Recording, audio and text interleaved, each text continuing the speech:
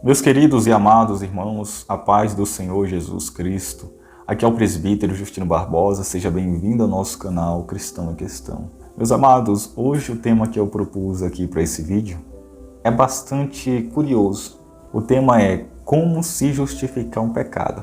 Esse tema, como eu já disse, é um tema bastante curioso. Talvez você terá uma surpresa nesse vídeo, no desfecho desse vídeo. Se você é novo nesse canal, aproveita, já inscreva-se, ative o sino das notificações para que o YouTube possa notificar você sobre os nossos vídeos. Deixe o seu like se você gostar do nosso vídeo, do nosso conteúdo. Tem mais uma vasta gama de vídeos aqui. Deixe também os seus comentários e compartilhe nossos vídeos para outras pessoas, para que você possa estar dando engajamento para o nosso canal. Bom, pessoal, vamos agora para o nosso tema. Queridos, eu tive assistindo um vídeo de um cantor gospel, do segmento gospel, um cantor bastante famoso, influenciador, e com certeza você já deve ter ouvido uma de suas músicas, de seu repertório. Bom, eu não quero citar nomes aqui. E esse cantor famoso, desculpe por usar esse termo, mas hoje no Brasil existem cantores famosos, pregadores famosos, devido ao ministério que tem. Com isso eu não quero agredir nenhum deles, mas a fama vem em consequência do ministério, da grandeza do ministério. A Bíblia diz que a fama de Jesus se espalhava, crescia, se expandia. Não que esse era o propósito de Jesus, mas veio como consequência inevitável do seu ministério. E essas pessoas também são famosas por conta do ministério que tem, da voz que tem, da maneira que são usadas. E esse cantor teceu algumas palavras críticas, e essas palavras repercutiram bastante no meio gospel, dos cantores gospel.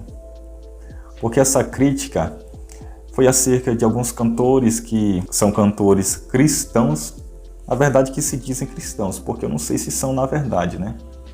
Mas eles se declaram cristãos. E a crítica foi acerca desses cristãos, cantores que cantam com cantores de outros segmentos, do segmento secular. E ele falou acerca do julgo desigual, que essa prática não é boa, essa prática não é coerente com alguém que professa ser cristão, e ele refutou essa prática. É bem fácil, qualquer cristão, por mais leigo que seja, ele sabe que não é certo alguém crente ter comunhão com alguém não crente. Com isso eu não estou dizendo que um crente deve se isolar do mundo. O próprio Paulo diz que para isso seria necessário nós sairmos do mundo. É inevitável nós termos contato com uma pessoa descrente, não cristã. Só que aonde é que está o erro nisso? O erro está nessa comunhão deliberada, quando eu decido fazer algo que me faz me envolver com uma pessoa não cristã. Algumas coisas são inevitáveis em nossas vidas, o contato com um não cristão. Mas quando eu decido ter contato, decido ter comunhão, principalmente no louvor, é algo bastante prejudicial. E nós temos que examinar isso. A Bíblia está repleta de exemplos do quanto o relacionamento de um crente com um não crente foi sempre prejudicial para o crente. A gente vê que Josafá quase perdeu a sua vida por entrar em aliança com Acabe. A gente vê que na época da restauração, Esdras, o sacerdote, se humilhou perante Deus quando soube que os judeus que estavam no cativeiro babilônico haviam se casado com mulheres estrangeiras. E ele jejuou e pranteou diante de Deus durante alguns dias para que o povo se abstivesse dessa prática, para que pudessem fazer uma aliança com Deus, voltarem a ser povo de Deus. Eu não quero aqui me prolongar nas referências bíblicas que mostram que essa prática não é boa, que mostra que Deus não aprova essa prática de ter comunhão. Paulo diz que comunhão tem as trevas com a luz. E ele diz para nós não entrarmos em um julgo desigual. Tem muitos cristãos que estão entrando em um relacionamento com uma pessoa não cristã. Isso é muito errado, prejudicial, como eu já disse. E é prejudicial não para o descrente, mas para o crente. Porque é muito mais fácil um crente se afastar nesse relacionamento, ele se afastar de Deus, do que um não crente vir para Cristo. Não estou dizendo que é impossível. E a gente sempre procura se justificar, e alguns até buscam um respaldo bíblico para tentar justificar alguma prática que ele gosta, sente prazer, algum pecado. A gente percebe que a igreja tem imitado o mundo na intenção de atrair as pessoas para a igreja, e eles usam o respaldo das palavras que Paulo diz, de uma falsa interpretação das palavras que Paulo diz. Quando ele diz que me fiz de judeus para ganhar os judeus, para os que estavam debaixo da lei, me fiz como se estivera debaixo da lei. E eles interpretam esse versículo desta forma. E alguns têm se embrenhado em uso de drogas para tentar trazer essas pessoas que consomem drogas para Jesus, e não dá certo. E outras buscam justificar os seus pecados fazendo como um outro cantor gospel para tentar justificar o seu ato, porque este cantor gospel tem o hábito de cantar com pessoas não cristãs, pessoas que não adoram a Deus, que não servem a Deus, que não querem a Deus, mas querem o mundo, amam uma glória humana, servem ao Deus deste século. Então esse outro cantor se pronunciou.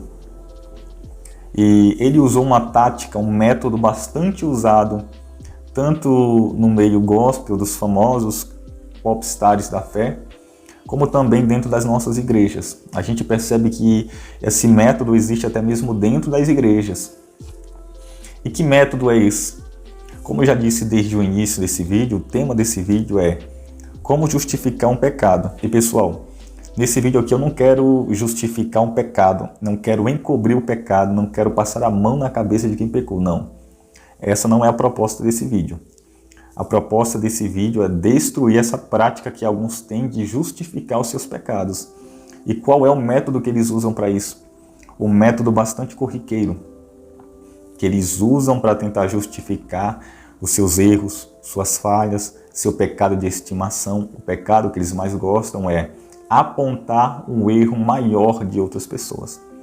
Esse cantor, para tirar a culpa das suas falhas de si, para que as pessoas não vejam ele como uma pessoa errada na presença de Deus, para que as pessoas não vejam aquilo que ele está fazendo como algo errado, porque ele é cristão, o que ele fez, ele começou a apontar o erro das igrejas. Começou a apontar o erro, falando que tem muitas pessoas dentro da igreja que estão na pornografia, tem muitas pessoas nas igrejas falando mal uma das outras, pastor que fala da igreja de outras pessoas. É o velho método, a velha artimanha de muitos cristãos, quando querem justificar suas falhas, quando querem justificar sua vaidade, apontam erros maiores de outras pessoas. Eu já vi muito isso na igreja, já vi irmãos e irmãs, quando queriam justificar o seu erro, diziam, dentro das igrejas está cheio de pessoas que fazem isso, que fazem aquilo, que vestem saia longa, mas o coração é aquilo, fazem aquilo.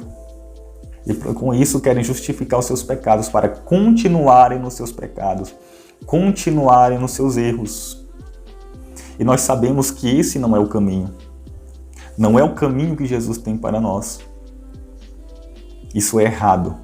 Os nossos pecados não devem ser conduzidos dessa forma. Os nossos pecados devem ser confessados a Jesus. E Jesus é fiel para perdoar, porque Ele tem autoridade na terra, nos céus, para perdoar os nossos pecados, sará-los, purificá-los e sepultá-los. Não é apontando o pecado maior de outra pessoa que o meu vai ficar sarado, que o meu vai desaparecer, que o meu vai ser menos mal. Nenhum pecado é aceitável diante de Deus. Nós somos miseravelmente devedores e dependentes da graça de Deus, do dom de Deus. Então pare com esse hábito, pare com esse método de tentar justificar o seu pecado de estimação, usando essas artimanhas, apontando o erro das outras pessoas, porque não é assim. Será que diante de Jesus, naquele grande dia, você vai usar essa desculpa para o seu pecado que você tenta tanto esconder, tenta tanto ofuscá-lo, tenta tanto tirar o peso de sobre ele, fazendo com que ele não seja tão ruim, mas o do meu irmão é pior do que o meu. Será que essa desculpa vai colar para Jesus? Não. Jesus não aceita essa desculpa. Jesus não quer essa desculpa.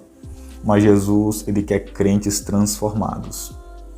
Nós temos que estar em santificação, um processo contínuo da morte do velho eu, do sepultamento da velha natureza. Temos que abandonar os nossos pecados de estimação, pecados que nós temos dificuldade de abandonar. Temos que pedir forças, graças, o poder do Espírito Santo dentro de nós para abandoná-los. Não é dessa forma, não é desse jeito, como esses cantores, influenciadores gospel têm feito e têm induzido outras pessoas a fazerem assim. Não é apontando o erro das pessoas que o meu vai ficar menos mal, mas é confessando os nossos pecados, é consertar as nossas atitudes, consertar o altar que está quebrado, é voltar para o primórdios da nossa fé, para o começo da nossa fé, para o início da maneira que começamos o nosso zelo por Deus, porque nós estamos entrando em um liberalismo extremo, onde todas as coisas são lícitas e nós temos que tomar cuidado, porque muitos, até mesmo a igreja do Senhor Jesus, tem adentrado por esse caminho. Que Deus possa abençoar a sua vida, abençoar a sua casa. Se você chegou até aqui esse vídeo, que Deus possa te abençoar por meio dessa reflexão. Inscreva-se em nosso canal, deixe o seu like e compartilhe o nosso conteúdo em nome do Senhor Jesus. Que Deus te abençoe. Amém.